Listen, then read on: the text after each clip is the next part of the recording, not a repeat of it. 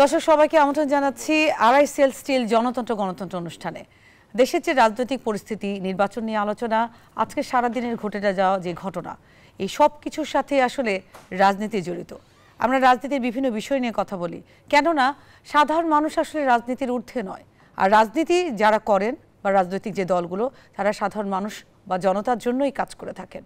আমাদের এই আয়োজনে আমরা কথা বলে থাকি সেই সব মানুষের কথা যারা বিভিন্নভাবে বঞ্চিত, নিপীড়িত বা তাদের অধিকার নিয়ে নতুন কি ভাবনা রয়েছে বা নতুন কি স্বপ্ন রয়েছে, সেই সকল বিষয় নিয়ে আমরা আসলে তাত্ত্বিক এবং যে পারিপার্শ্বিক সবগুলো বিষয় নিয়ে আলোচনা করি। আজকে সারাদিনে যে ঘটে যাওয়া ঘটনা, সেগুলো আমাদের আলোচনার মধ্যে থাকে। আর আজকে বিভিন্ন বিষয় এবং রাজনৈতিক যে পরিস্থিতি এবং আমাদের দেশে চলমান যে সংকটগুলো রয়েছে, এই সব কিছু মাথায় রেখে আমাদের আজকের অনুষ্ঠানের বিষয়বস্তু আমরা নির্ধারণ করেছি সংকট কি কেবল রাজনীতিতেই। এই বিষয়ে কথা বলার জন্য আজকে আমাদের স্টুডিওতে উপস্থিত রয়েছেন অত্যন্ত গুরুত্বপূর্ণ এবং শ্রদ্ধাভাজন দুজন অতিথি। আমি প্রথমে তাদেরকে পরিচয় করে দিতে চাই এবং স্বাগত জানাতে চাই। আমাদের সাথে রয়েছেন শামসুজ্জামান দুদু, ভাইস চেয়ারম্যান বিএনপির, আমার এখান থেকে সর্বডানে যিনি রয়েছেন, আপনাকে স্বাগত জানাচ্ছি।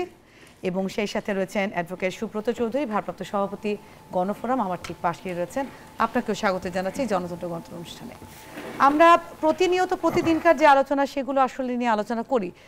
শুরুতে আমি শামসুজ্জামান দুদু আপনার কাছে আসতে যাচ্ছি। রাজনীতি ছাড়া যেমন মানুষের প্রাত্যহিক জীবন চলে না, আমরা সাধারণত কোনো ঘটনা বা একটা সাংঘর্ষিক ঘটনা বা এই যে মব, একটা কালচার তৈরি হয়েছে, আন্দোলন হচ্ছে বিভিন্ন ইউনিভার্সিটিগুলোতে, সেই সাথে রাস্তাঘাটে আমরা অনেক অন্যায় অনাচার দেখি। আমরা কোনো কিছু যখন ঘটে যায়, সেই সাথে সাথে রাজনৈতিক যে যারা দলগুলো করেন বা নেতাদেরকে দোষ দিয়ে থাকি। এটা আমাদের দেশের অনেক পুরনো একটি কালচারে পরিণত হয়েছে। আপনি কি মনে করেন যে রাজনৈতিক সমস্যাগুলোই শুধু আমাদের জীবনে রয়েছে, আর্থসামাজিক বা অর্থনৈতিক আমাদের যে দৈনন্দিন জীবনের যে সংকটগুলো, সেগুলো কি কোনোভাবেই সব কিছু কি রাজনীতিক নেতাদের বা এই দলগুলোর জন্যই দায়ী? কি মনে করেন? জি, আপনাকে ধন্যবাদ। সুব্রতা দাকে শুভেচ্ছা, যারা দেখছেন তাদেরকে শুভেচ্ছা, অভিনন্দন। আপনি খুব চমৎকার প্রশ্ন করেছেন। সব মিলিয়ে একটা মানুষের জীবন নাকি শুধু রাজনীতি নিয়ে জীবন? আমার কাছে মনে হয়েছে রাজনীতি হচ্ছে সৃজনশীলতার সর্বোচ্চ ধাপ। যা কিছু ভালো এবং মন্দ, অর্থনীতি, সামাজিক, ধর্মীয়, অর্থাৎ একটা মানুষের যে জীবন ছুঁয়ে যায় এমন সব বিষয়, তার সর্বোচ্চ ধাপ রাজনীতি। তো সেই রাজনীতির সৃজনশীলতার বিষয় যদি আদর্শিক না হয়, তাহলে আপনি ক্ষণে ক্ষণে তার বিস্ময় দিকটা আপনি প্রত্যক্ষ করবেন। যেমন 24-এর গণঅভ্যুত্থান, এটা একটা দীর্ঘ প্রক্রিয়ার মধ্য দিয়ে, দীর্ঘ এই জন্য বললাম যে 3টা নির্বাচন এই দেশে সত্য, স্বাভাবিক, সচল, গ্রহণযোগ্য এটা হয় নাই।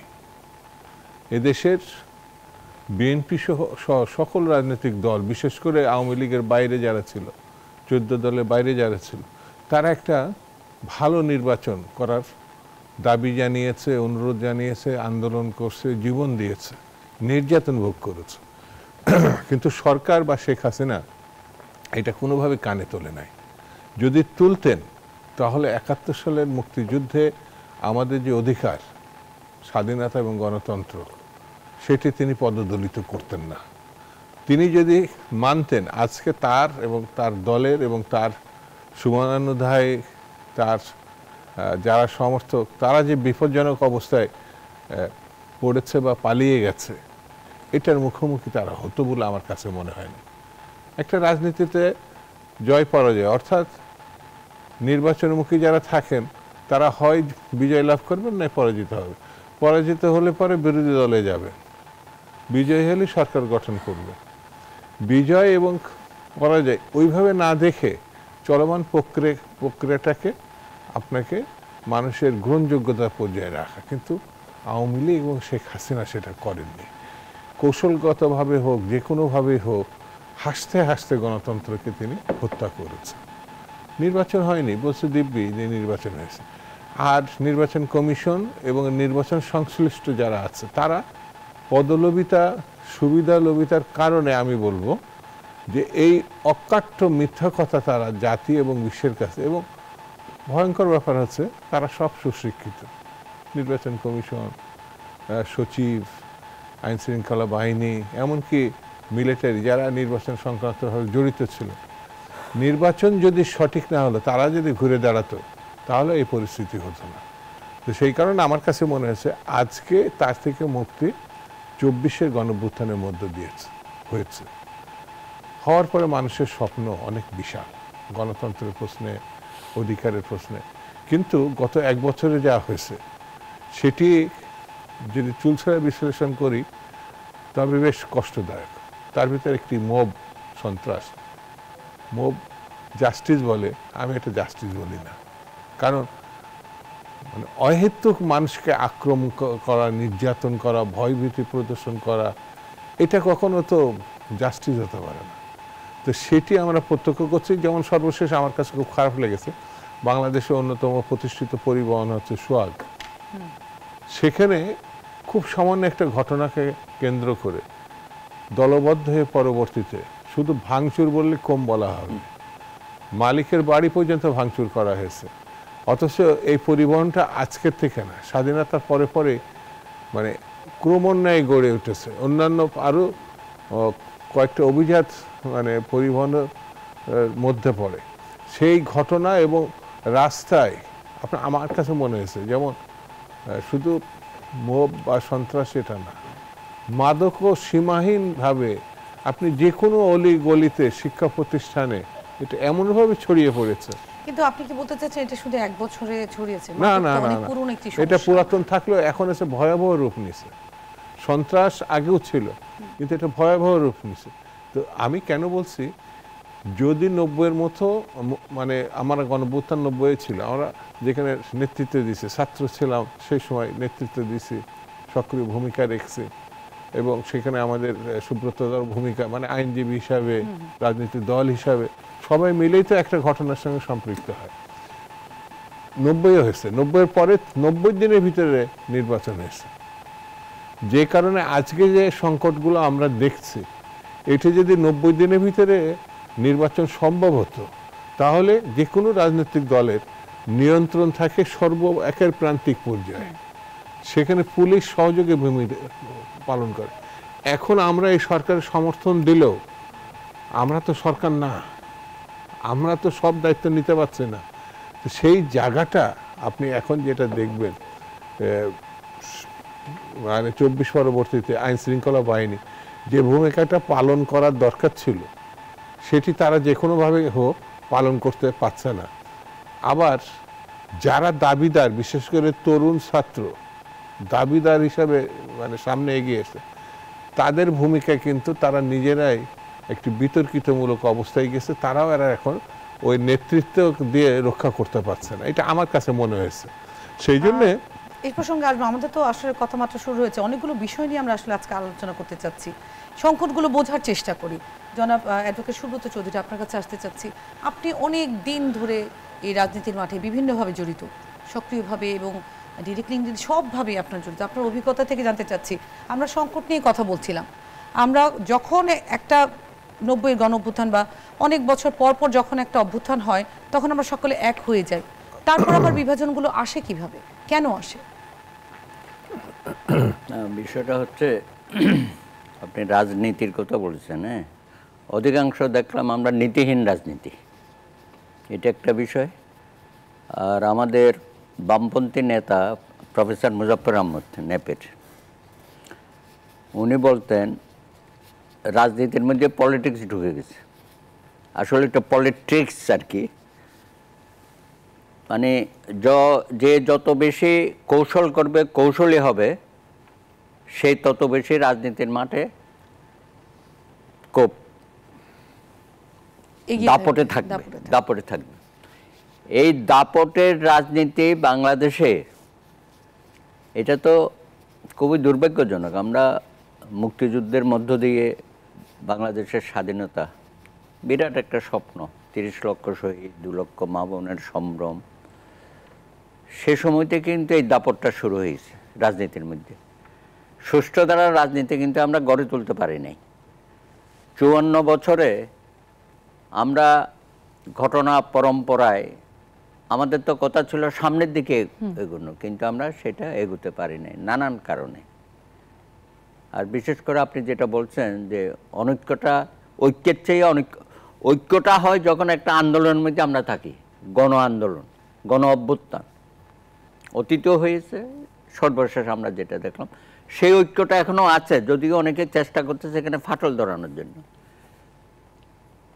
তো দুদু ভাইরা তো প্রত্যেক দিনে বক্তব্য দিয়ে যাচ্ছে, হ্যাঁ, উনি প্রত্যেক দিনে দুই একটা বক্তব্য খুব কঠিন ভাষায় বলেন, আজকেও বলেছেন। তা আসলে এই দীর্ঘ সময় যখন থাকে একটা অনির্বাচিত সরকার, তখন সমাজের মধ্যে এমন কতগুলো সিমটম দাঁড়ায় যে মনে হচ্ছে যেন এরা বোধহয় আর পারতেছে না। যে কারণে এখন অনেকেই বলতেছে সরকার কি শেষ পর্যন্ত পথ হারালো। ইউনূস সাহেবের মতো একজন বিশ্বব্যাপী নন্দিত লোক নেতৃত্ব দিচ্ছেন, সেইখানে তো আমরা আশা করি না যে ইনি 1 বছরের মধ্যেই পথ হারিয়ে ফেলবেন। তো শেষ পর্যন্ত যাই হোক, এখন ফেব্রুয়ারিকে টার্গেট করা হয়েছে, নির্বাচন হবে, আমরাও আশাবাদী। এই ব্যাপারে যেন আমাদের মধ্যে অনৈক্য না থাকে। এই যে আপনি বললেন না, রাজনীতির মধ্যে আমাদের যে অনৈক্যের বীজ বপন করি আমরা, অনেকেই খুব ইচ্ছাকৃতভাবে করে, আর কেউ কেউ অনিচ্ছাকৃতভাবে করে।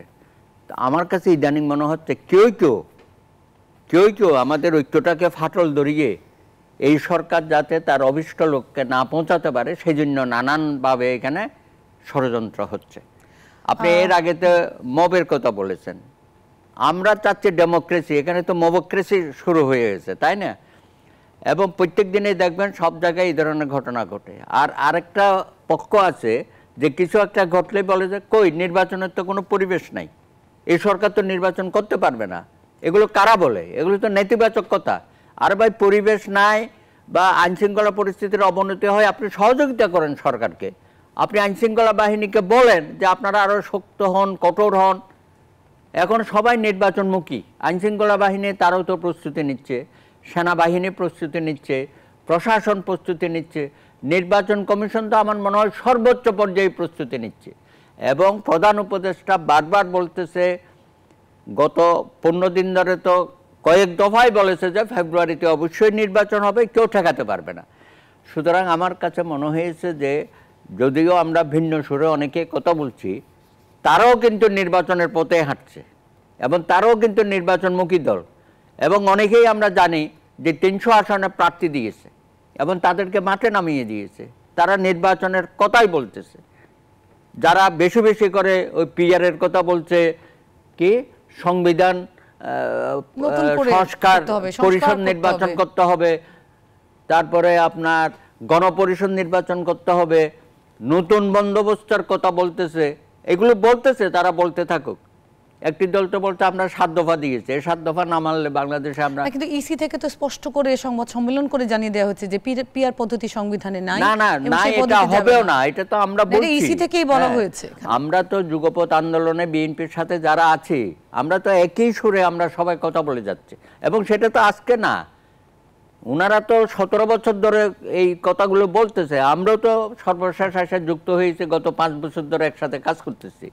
সুতরাং আজকে আমার মনে হয় না যে এই যে অনৈক্যের সুর একটা দেখছেন, এটা বেশি দিন থাকবে না, 2 সপ্তাহের মধ্যে দেখবেন যে এটা অনেক পরিবর্তন। আমি আপনার কাছে আবার আসছি শামসুদ্দৌলা, এই প্রসঙ্গে যেহেতু উনি ইসি বা নির্বাচন প্রসঙ্গটা এনেছেন, আমরা যে ব্যাপারটা আলোচনা করছিলাম যে ঐক্যমত না গেলে নির্বাচন হবে না, যে সমস্যাটি বা শঙ্কার জায়গা ছিল, সেই শঙ্কা তো এখন আর নেই, যখন ইসি তার রোডম্যাপ ঘোষণা করে দিয়েছেন এবং সেভাবে ভোটার তালিকা হালনাগাদ এই কাজগুলো ইতিমধ্যে শুরু হয়ে গেছেন এবং টার্গেট করে দিন তারিখ একটা মাথায় রেখেই কিন্তু কাজগুলো শুরু হয়ে গেছেন। এবং জনগণের মনেও কিন্তু একটা আগ্রহ তৈরি হয়েছে যে নির্বাচন আসবে এবং নতুন একটা গণতান্ত্রিক সরকার এলে আমাদের যে সংকটের জায়গাগুলো রয়েছে বা সাধারণ মানুষের যে দৈনন্দিন সংকটগুলো, যেটাতে প্রত্যেকটা রাজনৈতিক প্রতিনিধির আসলে অ্যাপ্রোচ করা দরকার বা সিদ্ধান্ত নেওয়ার জায়গা, সেগুলো এই জায়গাটাতে আমরা আরও বেশি পরিষ্কার বা আরও বেশি গণতান্ত্রিক বা জনতামুখী কেন হচ্ছি না?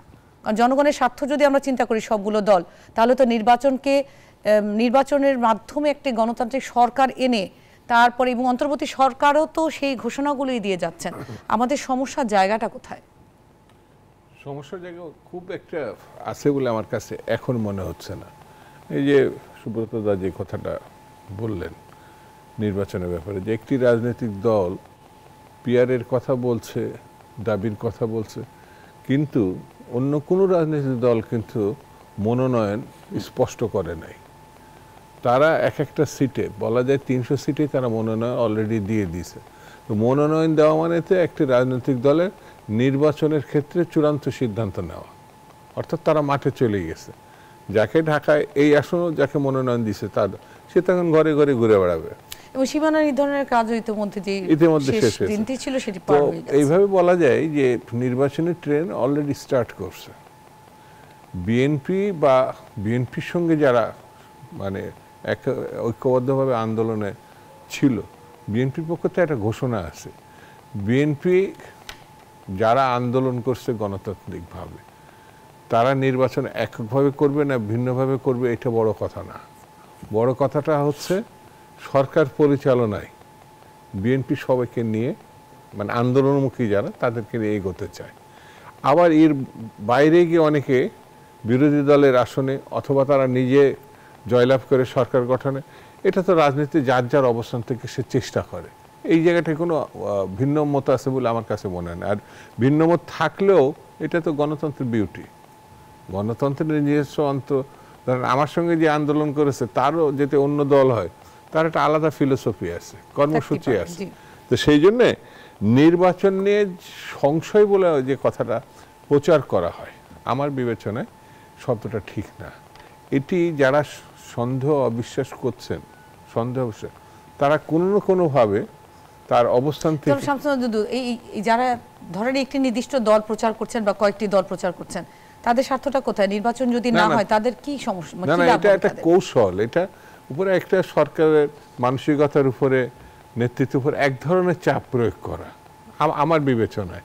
যেমন আপনার নাম উল্লেখ করে বলি, জামায়াতে ইসলাম পিয়ার না হলে নির্বাচনে যাবে না, তো জামাত বিভিন্ন সভায় তারা এই ঘোষণাটা দিয়ে যাচ্ছে বলছে। তো আমার ধারণার কথা বলি, জামাত শুধু নির্বাচনে যাবে না এইটা মানে বলা শেষ না, সে তো অলরেডি চলে গেছে।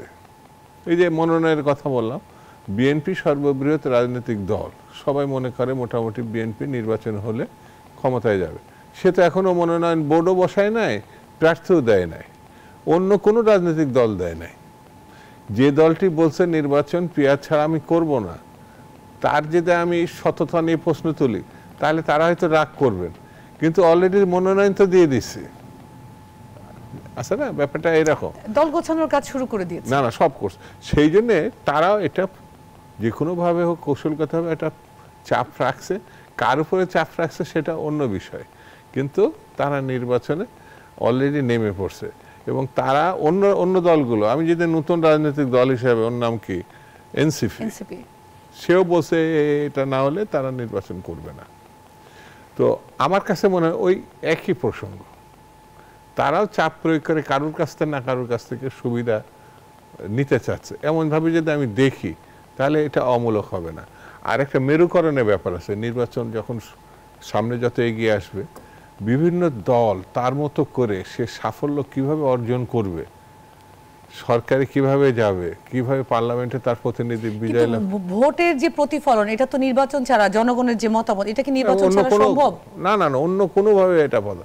গণতন্ত্রের উত্তরণে, স্বৈরতন্ত্রের পতন আর গণতন্ত্রের উত্তরণে এই বিষয়টা যদি মাথায় রাখি, তাহলে একটাই সিঁড়ি, সেটা হচ্ছে নির্বাচন। এর কোনো ভিন্ন সিঁড়ি নাই।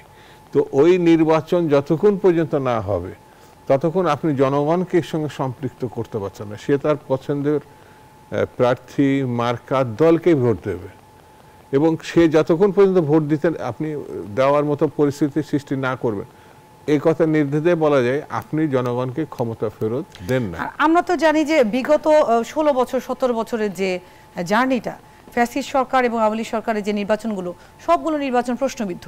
এবং একটা বৃহত্তর জনগোষ্ঠী যারা হচ্ছে যুব সমাজ, যারা নতুন ভোটার হয়ে নির্বাচন দিবেন, তারা নির্বাচনমুখী ছিলেন না। অনেকেই কখনোই ভোট দেন নাই, ধরেন ভোট দিতে দেওয়া হয় নাই। সেই অভিজ্ঞতাটা, এই যে জেনজি আমরা যাদেরকে বলি, তাদের ভোটের অভিজ্ঞতা শূন্য কোটায় বলতে গেলে। তারা কিন্তু চায় যে একটা নির্বাচন হোক, বা এখন যে নতুন একটি জেনারেশন যাদের মাধ্যমে জুলাই গণঅভ্যুত্থানটি হলো, ছাত্রছাত্রী শিক্ষার্থী যারা রয়েছেন বা তৃণমূলের যারা শ্রমজীবী মানুষ রয়েছেন সবার মধ্যে কিন্তু নির্বাচন কেন্দ্রিক একটা আগ্রহ রয়েছে। অবশ্যই আছে। যেমন আপনার বলি যার বয়স 35 বা তার কাছাকাছি তারা কিন্তু কখনো ভোট দিতে পারে নাই। আমরা শুধু ভোট দিই নাই, ভোটে আমরা অংশগ্রহণও করেছি। তা আমরা স্বাধীনতার পরে একাধিক নির্বাচন ভালো অথবা মন্দ এটার মুখোমুখি হয়েছে, কিন্তু গত 3টে নির্বাচনের কথা আপনিও নিজেও বললেন, সেই নির্বাচনে মানে সবাই জানে যে এই নির্বাচন নামে এটা তামাশা করা হয়েছে। যেমন আমি বলি আমাদের পার্শ্ববর্তী দেশ ভারত, এই 3টি নির্বাচনকে তারা সরাসরি অনুমোদন দিচ্ছে, মানে হওয়া মাত্র। তারা এখনো মনে করে আওয়ামী লীগ এবং শেখ হাসিনা এটাই তারা বন্ধু মনে করে। যেমন দেখেন আমরা তো এই দেশের মানুষ, হিন্দু মুসলিম বৌদ্ধ খ্রিস্টান মিলেমিশে তো এখানে 1000 বছর ধরে আছে, মুক্তিযুদ্ধ করছে। কিন্তু এই পরিবর্তনের পরপরই দেখবেন এখানে সব থেকে মানে গুরুত্বপূর্ণ অংশ তো মুসলিম যদি তারপরেই হচ্ছে হিন্দু ভাইরা, হিন্দু জন। এখানে ডিভাইড অ্যান্ড রুল করার জন্য সারা বিশ্বে তারা প্রচার করলো যে এখানে মানে হিন্দুদের উপর নির্যাতন করা হচ্ছে। এটা হচ্ছে গণতন্ত্র কিভাবে ডিস্টার্ব করা যায়, এটা আমার কাছে মনে হয়েছে। যেহেতু আওয়ামী লীগকে চলে গেছে, পালাই গেছে, এবং সব থেকে বড় জনগোষ্ঠী এখন আওয়ামী লীগের ইন্ডিয়াতে আছে। আমি কেন এই কথাটা বলছি, এইরকম বিভক্তি নানানভাবে নানান ঘটনায় নানানভাবে তৈরি করা হচ্ছে। এইগুলো আমার কাছে মনে হয় করে কোনো লাভ নেই। এই জন্যে মুক্তিযুদ্ধ যদি আমরা আমাদের আত্মপ্রকাশের মানে মাধ্যম ধরি, তাহলে এই মুক্তিযুদ্ধে সকল ধর্মীয় জনগোষ্ঠী রাজনৈতিক গোষ্ঠী সবাই কোনো মিলিতভাবে একটা স্রোতে এসে দাঁড়াইছিল। সেই চেতনা বোধটা আছে গণতন্ত্র এবং স্বাধীনতার জন্য, এখনো সেই জায়গায় আছে। সেই জন্য উদ্বিগ্ন হওয়ার কিছু আছে বলে আমি ব্যক্তিগতভাবে মনে করি। আমরা একটা বিরতি সময় হয়েছে, আমরা বিরতি নিয়ে কথা আগে বাড়াবো। আমাদের অনেকগুলো প্রশ্ন মাথায় এসেছে এবং দৈনন্দিন যে ঘটনাগুলো রয়েছে বা ইদানিংকালে যে ঘটনাগুলো আছে সেই প্রসঙ্গে আমরা বিরতি পর আসছি। দর্শক, সময় হলো একটা বিরতি নেওয়ার। আপনারা দেখছেন আরআইসিএল স্টিল জনতন্ত্র একটা বিরতি পর ফিরছে। দর্শক, বিরতি পর আপনাদেরকে আবারও স্বাগত জানাচ্ছি। আপনারা দেখছেন আরআইসিএল স্টিল জনতন্ত্র। আমরা আলোচনায় ছিলাম রাজনীতি এবং আমাদের দেশের এখনকার চলমান যে সংকটগুলো রয়েছে তা নিয়ে। আমরা বোঝার চেষ্টা করছি রাজনীতি কোন দিকে যাচ্ছে। এ পর্যায়ে অ্যাডভোকেট সুব্রত চৌধুরী, আপনার কাছে আবার আসতে চাচ্ছি। যদি খুব সুচারুভাবে কয়েকটি ঘটনার উল্লেখ করি, অন্তর্বর্তীকালীন সরকারের যে দায়হীন ঘটনা বা দায়হীনতা, সেখানে যেমন হচ্ছেন 2 সেপ্টেম্বর যৌথ বাহিনীর যে শ্রমিক ছাঁটাইয়ের প্রতিবাদ, সেক্ষেত্রে হচ্ছে এভারগ্রিন যে কারখানা শ্রমিক, সেখানে হাবিব ইসলাম নামে একজনের হত্যা করা হয়েছে এবং গণতান্ত্রিক অধিকার কমিটির পক্ষ থেকে সেই হত্যার বিষয়গুলোকে উল্লেখ করে একটি প্রতিবাদ সভা করা হয়েছে এবং সেখানে আরও বলা হয়েছে যে অন্তর্বর্তীকালীন সরকার মানবাধিকারের যে বিষয়গুলোকে অনেকটা সাইডে রেখে বা পাশ কাটিয়ে আইন শৃঙ্খলা পরিস্থিতি বা এটাকে যে ভালো করতে হবে এবং মব যে কালচারটা এটা এই কারণে উঠে যাচ্ছে বা আরও বিভিন্ন শ্রেণী গোষ্ঠীর মানুষ উৎসাহ লাভ করছে বিভিন্ন ধরনের মব বা একটা অধিকার নিয়ে আন্দোলন তৈরি করার ক্ষেত্রে। আপনি কি একমত এই বিষয়টা? না, বিষয়টা হচ্ছে একমত আর দ্বিমতের বিষয় না, এটা তো একটা ধারাবাহিক প্রক্রিয়া। বাংলাদেশের জনগণের কৃষক শ্রমিক মেহনতি মানুষ থেকে শুরু করে মধ্যবিত্ত নিম্ন মধ্যবিত্ত উপর ধনী শ্রেণী পর্যন্ত সবারই তো মানবাধিকার, নারী শিশু ধর্মীয় সংখ্যালঘু, তো এটা রক্ষা করার দায়িত্ব তো সরকারের। আমাদের সংবিধান আছে, আমাদের কোর্টগুলো আছে। তো এখন মানবাধিকার সংরক্ষণের ব্যাপারে সরকার মুখে যত বলে বাস্তবে তারা সেটা কার্যকর করতে পারছে না। আপনি চিন্তা করতে পারেন আমাদের যে মানবাধিকার কমিশন যেটা আছে, জাতীয় মানবাধিকার কমিশন, বিগত সরকার তো এটাকে একটা পুতুল বানিয়ে রাখছিল, ছোট জগন্নাথ, অকার্যকর। কিছু লোককে ওখানে প্রোভাইড করা হতো দলীয় দৃষ্টিকোণ থেকে। এখন এই সরকার আইসা একটা শক্তিশালী ভাইব্রেন্ট মানবাধিকার কমিশন কেন আজ পর্যন্ত করতে পারল না? প্রত্যেকটা সংগঠনের মধ্যে করা হয় না? পাবলিক সার্ভিস কমিশন রিঅর্গানাইজ করা হয়েছে, দুদক রিঅর্গানাইজ করা হয়েছে, আমাদের সুপ্রিম কোর্ট হাইকোর্ট রিঅর্গানাইজ করা হচ্ছে, এগুলি তো দৃশ্যমান। আইনশৃঙ্খলা বাহিনী রিঅর্গানাইজ হচ্ছে, প্রশাসন রিঅর্গানাইজ হচ্ছে, কিন্তু আপনি মানবাধিকারের সংগঠন যেটা দেখভাল করবে বাংলাদেশের সরকার, বিশেষত সরকারের দিক থেকেই তো মানবাধিকার বেশি লঙ্ঘিত হয়, এইটাই আমরা জানি, কারণ বেশি শক্তিশালী তো তারা সব জায়গায়। তো সেটার ব্যাপারে দেখলাম যে সরকারের খুব বেশি নজর আছে বলে মনে হচ্ছে না। যদিও আইনমন্ত্রী মধ্যে মধ্যে বলে যে এটা করা দরকার, করতেছে, এটা এখনো হয় নাই। তারপর আন্তর্জাতিকভাবেও আমরা দেখছি বিভিন্ন সময় এখানে কিন্তু প্রতিনিধি দল আসছে। একটা তো মার্কিন যুক্তরাষ্ট্র থেকে তাদের মানবাধিকার সংগঠনগুলো আসে, জাতিসংঘ থেকেও আসে, হিউম্যান রাইটস ওয়াচ থেকেও আসে। সর্বশেষ গত এক সপ্তাহের মধ্যে south Asian for human rights সাহার তাদের 3 জন প্রতিনিধি শ্রীলঙ্কা, পাকিস্তান এবং ভারতের এক সপ্তাহে এখানে তারা ভিজিট করেছে, বিভিন্ন জায়গায় গেছে, বিভিন্ন গ্রুপের সাথে বসছে। বসার পরে সরকারের সাথেও তারা আলাপ আলোচনা করেছে, আদিবাসী বা নৃগোষ্ঠী তাদের সাথেও কথা বলেছে, তাদের বিষয়গুলো জেনেছে। গতকালকে তারা একটা প্রেস ব্রিফিং করেছে, একটা বক্তব্য দিয়ে। সেখানে দেখলাম এই যে বিনা বিচারে হত্যাকাণ্ড হয়েছে অনেক, সেগুলো তারা বলেছে। মোবক্রেসি যেটা হচ্ছে, মব ইনজাস্টিস, সেই ব্যাপারেও বলেছে। শ্রমিক হত্যা থেকে শুরু করে শিশু হত্যা, নারী হত্যা, সেগুলোর যে বিচার হয় না সেগুলো সম্পর্কেও বলেছে। এখন সরকার তার প্রায়োরিটি কোনটা? এই মুহূর্তে প্রায়োরিটি হচ্ছে একটা সুষ্ঠু নির্বাচন, কিন্তু সেটা করতে গেলেও এখানে যে প্রতিনিয়ত মানবাধিকার লঙ্ঘিত হচ্ছে সেই ব্যাপারে সরকারকে সজাগ থাকতে হবে। কারণ আন্তর্জাতিক মহল কিন্তু আমাদের দিকে তাকিয়ে আছে। আপনি প্রত্যেক দিনই দেখবেন আমাদের এই কূটনৈতিকরা বাংলাদেশে যারা অবস্থান করে তারা কিন্তু কেউ বসে নাই, কোনো না কোনো জায়গায় তারা গিয়ে দেখা সাক্ষাৎ করে আর নির্বাচন কমিশনের উপর একটা চাপ রাখছে। এবং সবসময় তারা বলছে ফেব্রুয়ারিতে আমরা নির্বাচন চাই, একটা সুষ্ঠু নির্বাচন চাই। যে কারণে প্রধান উপদেষ্টাকেও বারবার বলতে হচ্ছে যে একটা অসাধারণ নির্বাচন, সারা বিশ্বকে আমরা তাক লাগিয়ে দেব, বলতে হচ্ছে না? অর্থাৎ হ্যাঁ, আমরা তো চাপের মধ্যেই আছি। সেই কারণে আমি মনে করি প্রত্যেকটা নীলফামারীতে একটা ঘটনা ঘটে গেছে, খামোখায় এগুলোর ব্যাপারে যদি আমাদের আইনশৃঙ্খলা বাহিনী বা সরকারের প্রশাসন যদি তড়িৎ গতিতে পদক্ষেপ নেয়, আমার মনে হয় অনেকাংশে এগুলো আমরা করতে পারবো। কারণ আমাদের অভিজ্ঞতা আছে। আমরা যে এমন না যে আমরা একেবারে শিশু সুলভ, আমাদের তো 54 বছর বয়স হয়ে গেছে, তাই না? এখন তার শিশু রাষ্ট্র বললে তো কোনো লাভ নাই।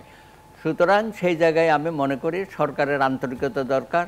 এবং যারা পলিসি মেকার, আমরা প্রথম দিকেই বলেছিলাম যে আপনি একটা এনজিও গ্রাম সরকার গঠন করেছেন, তাদের অভিজ্ঞতা নাই রাষ্ট্রপতি, তারা হয়তো সংগঠনগুলো ছোটোখাটো সংগঠন করার অভিজ্ঞতা আছে, কিন্তু একটা বৃহত্তর আঙ্গিকে একটা রাষ্ট্রের ম্যানেজমেন্ট এটা হয়তো তাদের পক্ষে ওইভাবে করা সম্ভব না। তো যাই হোক, হোঁচট খেয়ে খেয়ে আমার মনে হয় কিছুটা তারা দাঁড়িয়েছে। আগামী দিনে আমরা অবশ্যই আশা করব যে এখানে মানবাধিকার লঙ্ঘিত হয় সেই ধরনের কোনো ঘটনা বিনা বিচারে যেন না যায়। কারণ গত 15 বছর এখানে যে বিচারহীনতার অপসংস্কৃতি প্রতিষ্ঠা হয়েছে বাংলাদেশে, সারা বিশ্ব এটা জানে। এখান থেকে বেরোতে হবে এবং আপনারা শুরু করেন, যাতে আগামী দিনে যারা গণতান্ত্রিক সরকার আসবে তারাও যেন বিপদগামী না হয়। তাদের জন্য একটা সুন্দর পথ আপনারা দেখিয়ে যান, একটা সুন্দর বাংলাদেশ, মানবিক বাংলাদেশ আমরা দেখতে চাই। জনসংখ্যা যদি আপনার কাছে আরো কয়েকটি প্রসঙ্গ এর মধ্যেই জানতে চাচ্ছি, একদম সরাসরি প্রশ্ন। যেমন আমরা জানি লালমনিরহাটের বৃদ্ধ নাপিত পরেশচন্দ্র শীলা তার ছেলের যে ঘটনা, সেখানে ধর্ম অবমাননার ঘটনা ঘটেছে। এছাড়া আরও অনেক উদাহরণ রয়েছে, যেমন যখন বিশ্ববিদ্যালয়গুলোতে মুক্তিযুদ্ধ কেন্দ্রিক কোনো সভা হয় সেক্ষেত্রে দেখা গেছে যে ঘটনাটি ঘটেছে একদম রিসেন্টলি, যে শিক্ষক সাংবাদিক সহ 16 জনের বিরুদ্ধে গ্রেপ্তার করেছেন, অথচ এই আলোচনাটি নিয়ে যারা উস্কে দিলেন বা যারা স্বাধীনতা বিরোধী কথাও এখনও বলছেন তাদেরকে বিচারের আওতাভুক্ত করা হয়নি। সেই সাথে আরও বিবৃতি রয়েছে, যেমন চিহ্নিত যারা রয়েছেন এবং সর্বশেষ চট্টগ্রাম বিশ্ববিদ্যালয়, কৃষি বিশ্ববিদ্যালয় এবং ডাকসু নির্বাচনেও যে ধোঁয়াশা এবং যে সহিংস ঘটনাগুলো ঘটেছে, পাল্টাপাল্টি আক্রমণ, এই ঘটনাগুলোর মধ্যে আইনশৃঙ্খলা বাহিনীর প্রতিরোধ বা একটা নিষ্ক্রিয় ভূমিকা কি লক্ষ্য করছেন না? অবশ্যই আছে নিষ্ক্রিয়, এটা বলার অবকাশ রাখে না। আর এইসব ঘটনা শুধু দুঃখজনক না, বেদনাদায়ক না, বিপজ্জনকও বটে। আপনি ধর্মীয় কারণের, এটা যে ধর্মেরই হোক, হিন্দু, বৌদ্ধ, খ্রিস্টান, এদের পাশে মুসলিম জনগোষ্ঠী, যদি মুসলিম জনগোষ্ঠী ধর্ম যারা সংখ্যায় কম, সংখ্যালঘু, আমি মনে করি সংখ্যালঘু বলাটা এটা যথাযথ না। এটা মুক্তিযুদ্ধের জাতি, এটা সবাই সবার রক্ত দিয়েছে এই জাতির জন্য। আমাদের বয়স হয়েছে প্রায় 54 বছর একটা জাতির, একটা দেশের। এই দেশের পাকিস্তান তো 24 বছর ভেঙে গেছে। হ্যাঁ, কিছু মতো ভিন্নতা থাকবে, কিছু ভিন্ন দৃষ্টিভঙ্গি থাকবে, কিন্তু কোনো কিছু ওই যে মব জাস্টিসের কথা বলে মানে আমি কে কে বলছে এর উপর আমরা দৌড় দিলাম। যেমন আমি যদি আরেকটু সরাসরি জিজ্ঞেস করতে চাই, ফ্যাসিবাদী সরকারের সময় আমরা স্বাধীনভাবে কথা বলতে পারি নাই, বিভিন্ন সাংবাদিক গুম হয়েছেন, হত্যা হয়েছেন, এখনো তো আমরা তাই উদাহরণ দিয়ে দেখছি। তাহলে আমাদের অভ্যুত্থান বা নতুন স্বপ্নটা কিভাবে তৈরি হবে? না না, এটা এই জন্যই তো আপনি শুরুতে যে কথাটা বলেছেন সেটা রাজনীতির সঙ্গে মানুষের সম্পৃক্ততা, এটা আরো বেশি ভাবে আসতে হবে। রাজনীতি মানে আপনি দলীয় রাজনীতির সঙ্গে সম্পৃক্ত হতে হবে, বিএনপি ছাড়া বা গণফোরাম ছাড়া বা এটা না। রাজনীতিতে বিভিন্নভাবে অংশগ্রহণ করা যায়, সমর্থক হয়ে চিন্তার ভাবনা দিয়ে, কি বলে, সাংবাদিকতার মধ্য দিয়ে সাংস্কৃতিক কর্মী হিসাবে সবই কিন্তু রাজনীতির একটা অংশ। আমি শুরুতেই বলেছি। তো এই জায়গাটায় মানুষের, যেমন আপনার ওই সময় প্রোটেস্ট হয়েছে, আপনি যে শেখ হাসিনার সময় না, হ্যাঁ তখন নির্যাতন বেশি ছিল, গুম হয়েছে, মানে ওই যে দাদা যেটা বললো যে এখানে বিচার ব্যবস্থাটা তো ধ্বংস করে ফেলা হয়েছিল, বিচারহীনতা যাকে বলা যায়। এগুলো সব কিছু এখন একটা স্বৈরতন্ত্র থাকলে এটা সব কিছু গ্রাস করে, তছনছ করে ফেলে। এটাকে আপনাকে আবার আফোল্ড করতে হবে, গড়ে তুলতে হবে। গড়ে তোলার একমাত্র পথ আমি মনে করি একে নির্বাচিত একটি ব্যবস্থা, আপনাকে যেটাকে সরকার, সংসদীয় যে গণতান্ত্রিক ব্যবস্থা, এগুলো তৈরি করতে হবে। তৈরি করার পর এটা আমাদের রেগুলার, যদি যেমন তত্ত্বাবধায়ক সরকারটা রেগুলার যদি রান করা যেত, তাহলে হাসিনার এই পরিণতি হতো না, আওয়ামী লীগের হতো না, এবং দেশের এই যে সম্পদ আমরা পাচারের মুখোমুখি হয়েছি। এটা আইন করে বন্ধ করা হয়েছে। না না না না, আইন করলেই তো হবে না। আইন যে বন্ধ করলেন না, ওরা বন্ধ করে দলীয়, ওরাই আবার তত্ত্বাবধায়ক সরকার আন্দোলন করেছে। আমাদের রাজনৈতিক সংস্কৃতিটা সুপ্রতিষ্ঠিত করতে হবে। মুখে এক কথা বলবো, চিন্তা এক করবো একটা, আর কাজ করবো আরেকটা, এটা বাদ দিতে হবে। এটা না দিলে আমাদের পূর্বতন, আমরা যাদের ধারাবাহিক আমরা এখানে আছে না, তাদেরও কিছু অসঙ্গতি আছে, আমাদেরও কিছু অসঙ্গতি আছে। ভবিষ্যতে যারা আসবেন, আমি তো তাদের বিরুদ্ধে কথা বলতে আমার নিজেরও খারাপ লাগে। আমি ছাত্র রাজনীতি করছি, তো এই যে গণঅভ্যুত্থানের মধ্য দিকে এক ঝাঁক নেতা, মানে তরুণ নেতৃত্ব তৈরি হয়েছিল, এরাই তো বাংলাদেশ চালানোর কথা, কিন্তু ওরা নিজেদেরকে নিজেরাই নানান কর্মকাণ্ডের ভিতর দিয়ে একটা বিতর্কিত অবস্থায় নিয়ে গেছে। এটা আমার কাছে খুব দুঃখজনক মনে হয়েছে।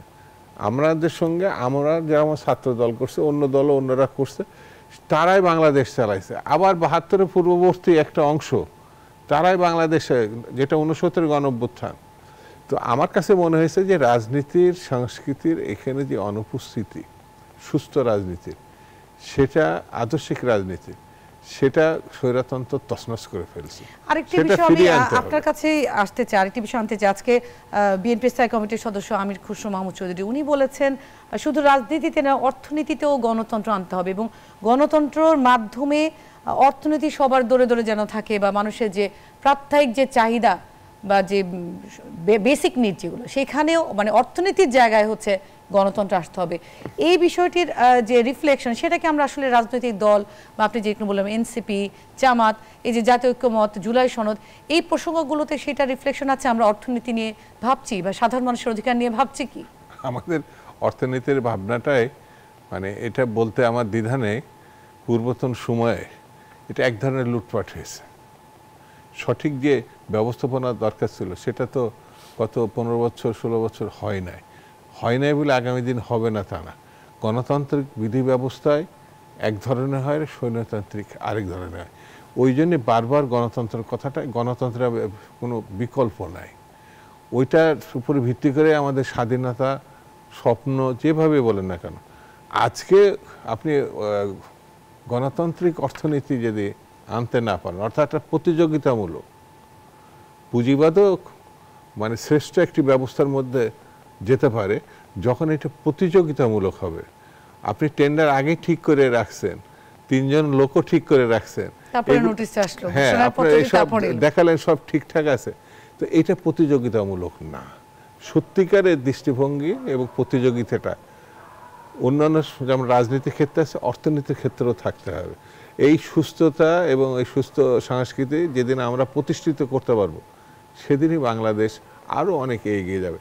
আপনি যদি দেখেন না, এই যে আবাসিক ক্ষেত্রে ওই যে রাজুক কতটুকু করছে, আর রাজুকের বাইরে বেসরকারি ক্ষেত্রে কতটুকু করছে। যখন বেসরকারি ক্ষেত্রে রাজুকে মানুষ প্লট চাই কেন, প্রতারিত হওয়ার সম্ভাবনা নাই। এর বাইরে যখন যায়, রাজুকে কি প্রতারণা হয় না? না না, ওখানে ধরে না হয় এটা সরকারি, না, এখানে তারা কি প্রতারণা করেন না? এখানে সরকারি প্রতিষ্ঠান হিসাবে এখানে টাকাটা দিলে যদি নাও পায় ফেরত পেতে পারবে, এই ধরনের ভাবে। কিন্তু ম্যাক্সিমাম বলা যায় 80% এই ব্যবস্থাপনাটা বেসরকারিভাবে হয়েছে।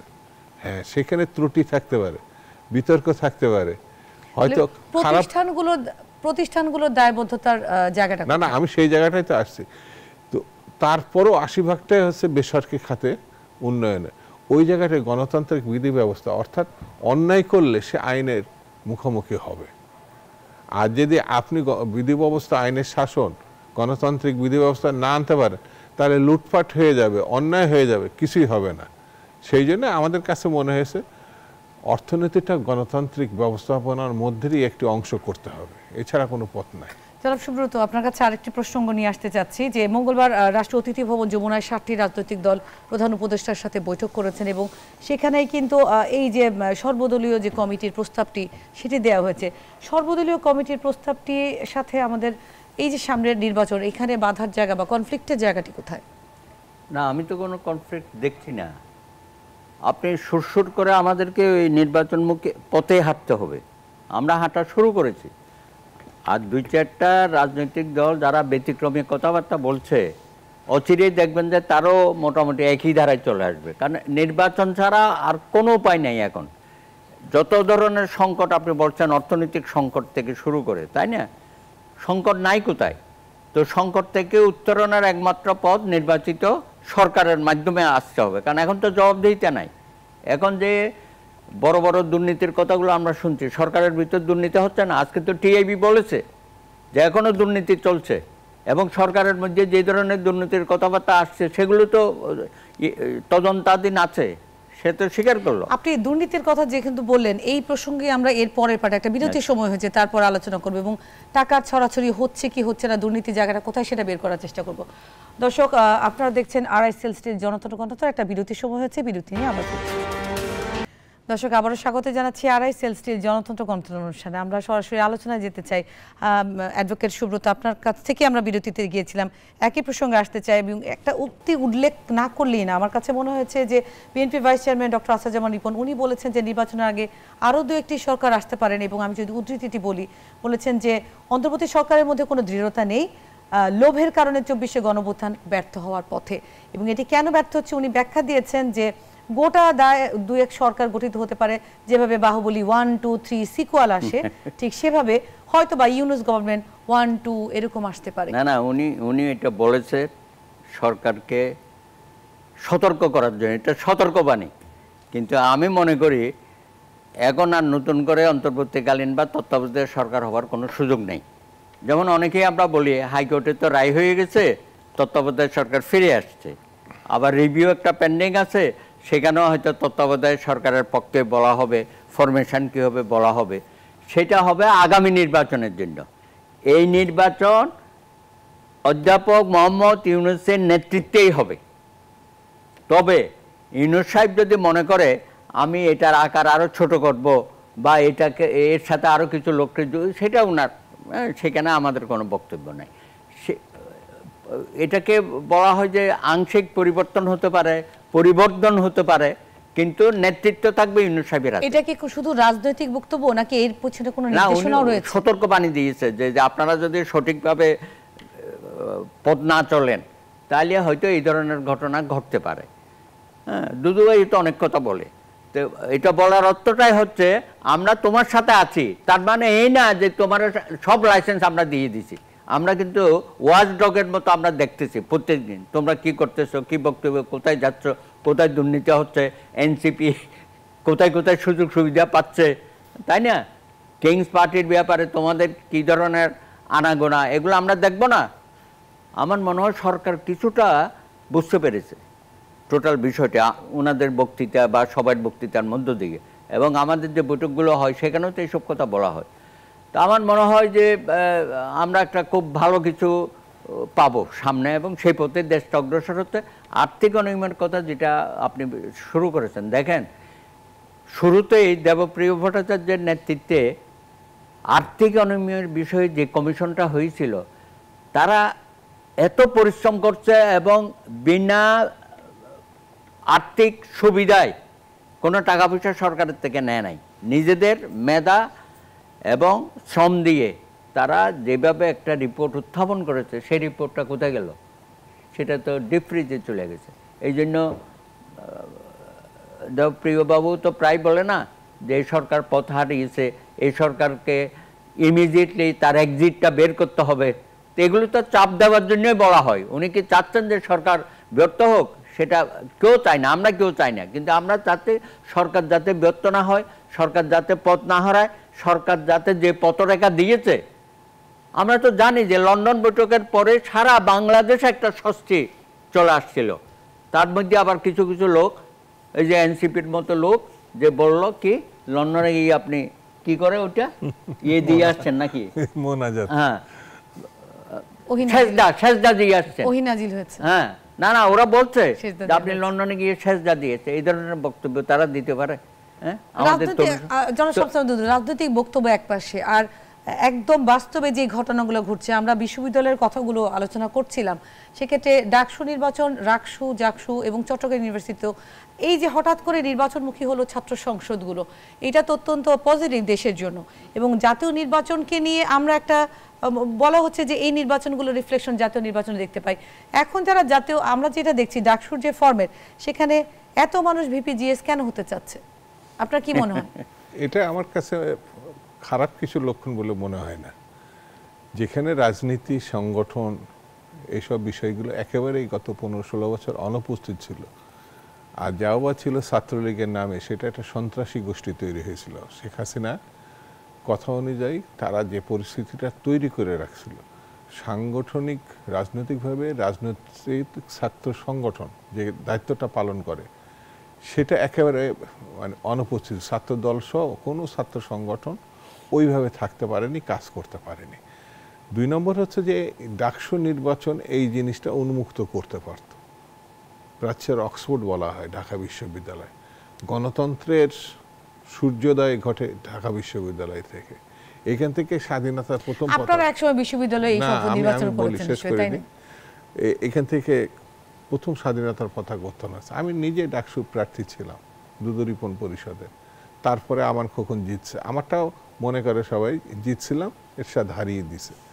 সেটা বড় কথা না, কিন্তু একটা উন্মুক্ত পরিবেশে আমরাই যেতে পারবো না। সেখানে যে নীতি নির্ধারণ করা হয়েছে, কার্যক্রমের সীমাবদ্ধতা করা হয়েছে, এটা আমার কাছে মনে হয়েছে যে গণতান্ত্রিক যে বিধি ব্যবস্থা ছাত্ররা প্রয়োগ করে, সেটাকে নিয়ন্ত্রণের সীমারেখার মধ্যে আনা হয়েছে, যেটা দরকার ছিল না। সাবেক ছাত্র নেতারা, সাবেক প্রার্থীরা, সাবেক ছাত্র ঢাকা বিশ্ববিদ্যালয় এবং অন্যান্য বিশ্ববিদ্যালয়, সুব্রতদা রাজশাহী ইউনিভার্সিটি, তা আমরা যখন রাজশাহী ইলেকশন এসে আমরাই গেছি, আমাদের ডাকসুর যখন হয়েছে তখন রাজশাহীর থেকে আসছে। তো এই যে সম্মিলন, সেটাকে নিয়ন্ত্রণ করা আমার কাছে মনে হয়েছে সংকীর্ণতার দিকে বিশ্ববিদ্যালয়কে ঠেলে দেওয়া হয়েছে। এটা দরকার ছিল না। আর আমাদের হাতে সময় খুবই কম আছে, তারপর আমি উল্লেখ করতে চাচ্ছি একটা প্রচারণা, যেহেতু বিভিন্ন গণমাধ্যম এখন এই ছাত্র সংসদের নির্বাচনগুলো নিয়ে নিউজ কভার করছেন, অর্থের ছড়াছড়ি হচ্ছে হলগুলোতে, এরকম অভিযোগ আসছে। আপনারা কি তাই মনে করেন? তো এটা কর্তৃপক্ষকে দায়িত্ব নিতে হবে, যেহেতু তারা নিয়ন্ত্রিত অবস্থায় ডাকসু নির্বাচন করছে। তো একেবারে বাইরের কোনো গোষ্ঠী, যেমন সাংবাদিকদের জন্য, সাবেক ছাত্র নেতাদের জন্য, অন্য পেশাজীবীদের জন্য যদি উন্মুক্ত করা হতো, তাহলে এইসব ন্যাক্কাজনক ঘটনা এর আগে কখনো শোনা যায়নি, এখনো শোনা যেত, এটা আমার কাছে মনে হয় না। ছাত্ররা যদি কুলুষিত হয়ে যায়, আমি মনে করি এখনো হয় নাই, তাহলে আর আমাদের জন্য আর কিছু থাকে না। আপনাকে অসংখ্য ধন্যবাদ জানাচ্ছি অ্যাডভোকেট সুব্রত চৌধুরী, আপনাকেও ধন্যবাদ জানাচ্ছি। দর্শক, এই ছিল আজকে আমাদের আরআইসিএল স্টিল জনতন্ত্র গণতন্ত্র অনুষ্ঠানে। নিশ্চয়ই জনতার অন্য কোনো বিষয় নিয়ে পরবর্তীতে আপনাদের সাথে আলোচনা হবে। ধন্যবাদ সবাইকে।